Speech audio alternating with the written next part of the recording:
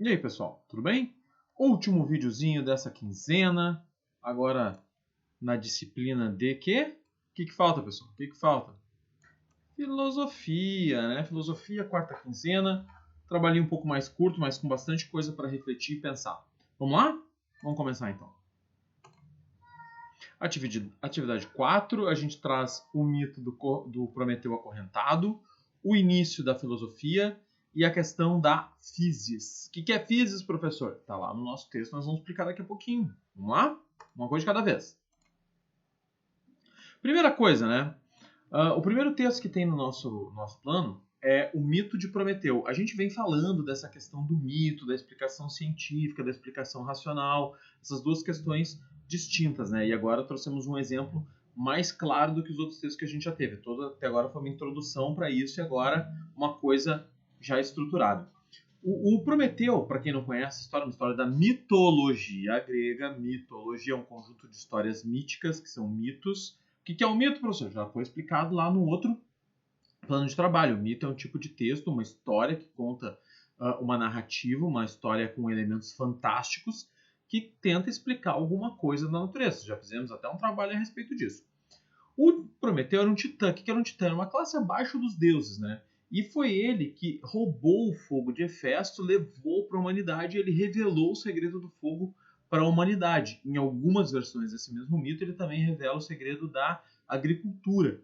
E isso fez com que os homens, né, o domínio do fogo, fez com que os homens criassem conceitos novos para a sua própria existência. Começou a construir cidades, começou a construir o conceito de civilização, o conceito da arte, o conceito das ciências. Né? E o Prometeu foi pego. Os deuses pegaram que ele tinha cometido esse crime, roubado o fogo, que era uma coisa dos deuses, e entregue para os homens, para os humanos. E o que eles fizeram com o Prometeu? Amarraram ele, acorrentaram ele no cume. O que é o cume, professor? O topo de uma montanha, onde todo dia ele passava extremo calor por causa do sol e extremo frio por causa do frio da noite. E todos os dias vinha um abutre. Em algumas versões também é uma águia, mas eu prefiro a do abutre porque é um bicho que faz isso, né? Que come carniça, né? Come carne que está em decomposição. Mesmo o Prometeu estando lá vivo, todo dia o abutre vinha, grudava suas garras em cima dele, agarrava ele lá, rasgava a sua pele da sua barriga, comia o seu fígado e ia embora. O fígado do Prometeu começava a se regenerar, a ferida cicatrizava, mágico, né? E no outro dia o abutre voltava. Na história, quem salva o Prometeu, quem tira o Prometeu de lá é o Hércules, que é outro, ou Heracles, né? Dependendo das versões, se é grego ou romana que a gente conhece da história. Mas essa é uma história muito legal. Até eu tenho uma imagenzinha aqui dele, diferente da que eu botei. Olha aí, ó, uma imagem um pouco mais bem feita, né? Uma pintura, se não me engano, na Renascença. Eu não me lembro agora de quem que é essa pintura agora, porque me falhou a memória. Mas não importa. Mas é uma figura um tanto quanto chocante ver o abutre ali começando a abrir o buraquinho para comer o fígado do cara, né? É meio impactante. Lá no nosso plano de trabalho, eu botei uma em preto e branco para quem quiser colorir, fica à vontade, tá certo? Mas é uma história muito legal porque ela traz um elemento fantástico, um elemento fantasioso, né, para explicar o desejo do homem de construir, o desejo do homem de progredir a sua própria sociedade, tá certo? Vamos lá então, vamos seguir? Sobre o texto, já vamos direto para uma questão referente ao texto, né? O mito de Prometeu é uma história que narra o momento em que uma deidade, ou seja, uma divindade, se importa com a humanidade e a ajuda.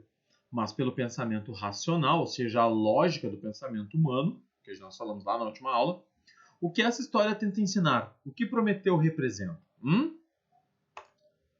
Pois é, Prometeu representa também um símbolo da luta pela civilização e a cultura, pois diz a lenda que, com o fogo, ele outorgou também a humanidade, ou seja, ele obrigou a humanidade, deu para a humanidade as artes e as ciências, a aventura da busca do conhecimento, que é a matéria-prima da liberdade. Imprimiu na mente humana, desde os tempos antigos, um claro sentido de tragédia. Essa história, né, ela traz um senso também de consequências para cada. Mas se tu me respondeu lá só que ele representa simplesmente o desejo do homem de evoluir, de melhorar, Estamos aceitando, tá valendo? Então, vamos lá. Vamos seguir para a próxima situação? Agora a gente vai para um próximo texto, né? Vou me botar... Deixa eu ver onde é que eu não atrapalho o texto. Vou ficar aqui, depois eu me mexo. O início o início da filosofia da natureza. O início da natureza. Meu Deus, ia explicar muito lá atrás, né? A explicação racional da natureza. Aí nesse texto traz algumas informações sobre os primeiros filósofos, que eles viveram entre o século VII e o século V a.C., ou seja, entre 700 e 500 anos antes de Cristo, ou seja, mais ou menos 2.500, 2.700 anos atrás. Lembra que a nossa historiografia ela é normalmente dividida entre antes de Cristo e depois de Cristo. Eu sei que agora tem uma nomenclatura diferente entre antes e depois de Cristo. Eu acho que é da era cristã, é pré-era cristã e pós-era cristã. Vou perguntar até para o professor Marcelo, ver se ele me tira essa dúvida aí. Daqui a pouco eu estou cometendo uma gafe aqui com vocês. São conhecidos esses primeiros filósofos, são conhecidos como filósofos pré-socráticos ou naturalistas. Por que eles são conhecidos dessas duas maneiras? Primeiro, pré-socrático porque eles vieram antes de Sócrates, que é considerado o pai da filosofia. E o Sócrates ele é do século IV a.C., ou seja, depois desses caras aí. Ou também são conhecidos como naturalistas. Por quê? Porque eles tentavam descobrir e explicar através do raciocínio, da lógica racional, a questão da natureza. Tá? Eles investigaram a natureza e deram a ela o nome de physis. Physis. P-H-Y-S-S, certo? A explicação filosóficas eram diferentes para esses caras. Vamos botar aqui no meio agora, que o texto cima já foi. A explicação das coisas para eles, do que acontecia na natureza, era muito mais racional, né, pela observação do que estava acontecendo, por perceber o movimento dos animais, o movimento das plantas, o movimento dos rios, do que eram muito mais lógicas, né, do que aquelas explicações míticas, aquelas explicações fantasiosas. Eles não diziam simplesmente, né, isso aconteceu porque um Deus quis. Em vez disso, eles observavam na natureza as explicações para o que estava acontecendo. Segundo eles também, o homem conseguiria aprender melhor através da razão do que do misticismo. E para os naturalistas, as observações, essas reflexões racionais, ou seja, pela mente, pelo conhecimento adquirido através de observação da natureza, levariam a um conhecimento mais próximo da verdade. Tá certo? Bom, podemos seguir? Vamos jogar aqui para o cantinho de novo. Olha lá. O outro texto que nós temos no nosso conteúdo trata a respeito do que era a physis, né? A physis ela foi traduzida para nós, hoje em dia, para a contemporaneidade, como sendo a palavra natureza. Ela era entendida como uma força criadora que era responsável pelo nascimento e pelo desenvolvimento de todos os seres, pelas árvores, pelas coisas dentro da água, pelos peixes, né, pelos seres da água, pelos seres da terra, pelos seres do ar. Tudo vinha da physis. Tudo surgia da physis e quando acabava, tudo retornava para ela. Esse era o pensamento dos filósofos pré-socráticos. Tá bom? Vamos para as atividades? Olha lá. Atividade 2, pensar a partir dos textos. As frases abaixo são duas explicações diferentes sobre as enchentes do Rio Nilo. Uma delas foi elaborada por Tales de Mileto, considerado o primeiro filósofo, e indique qual afirmação você acredita que foi feita por Tales e explique a sua escolha. Só a gente nunca estudou Tales, a gente nunca falou sobre ele. A gente vai falar, calma, mas a gente está tratando de um tema em geral aqui, né? Então, eu tenho duas frases e uma delas traz uma explicação mais mítica, mais mística, com elementos fantasiosos, e outra com elementos mais perceptíveis ao olhar, ao observar a natureza, né? Qual dessas duas tem mais a ver com a questão do raciocínio lógico, o raciocínio filosófico?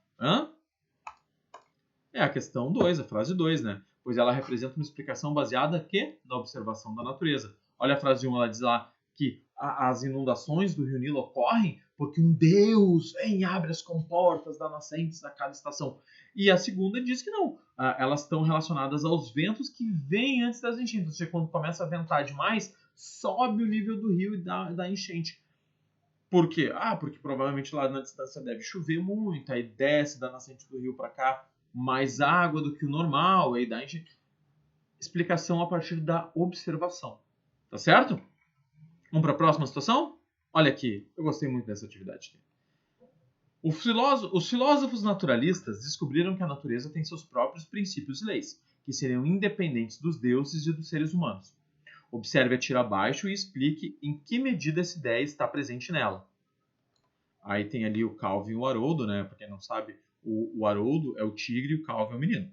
E o Haroldo, ele é um ser imaginário, ele é um bichinho de pelúcia do Calvin, que é o melhor amigo dele, e ele sempre imagina o Haroldo participando de todas as coisas. Aí tem ali, o texto é grande, eu não vou ler tudo, senão o vídeo vai ficar gigante. Vamos lá, lê lá, vai com calma. Calvin tenta enfrentar a natureza como se ela fosse lhe responder. Ele dá a ela uma personalidade, como se a responsabilidade fosse de um deus ou de uma divindade. Ou seja, o Calvin está com um pensamento antes da racionalidade, antes da filosofia. Certo? É uma graça, é um xiste, mas serve para quê? Para ver se tu compreendeu o conteúdo. Certo, pessoal? Vamos chegando ao fim de mais um videozinho explicativo. Tudo certinho? Espero que sim. Meu joinha, para variar, está sempre escondido ali. Vou esconder de novo. Qualquer coisa, chama no WhatsApp, comenta lá no canal, comenta lá no vídeo para dar uma ideia de se a gente tem que melhorar alguma coisa ou outra. Qualquer coisa, só chamar, a gente está aí trabalhando junto com vocês, tá certo? Se cuidem e até a próxima quinzena. Um abração, pessoal. Tchau!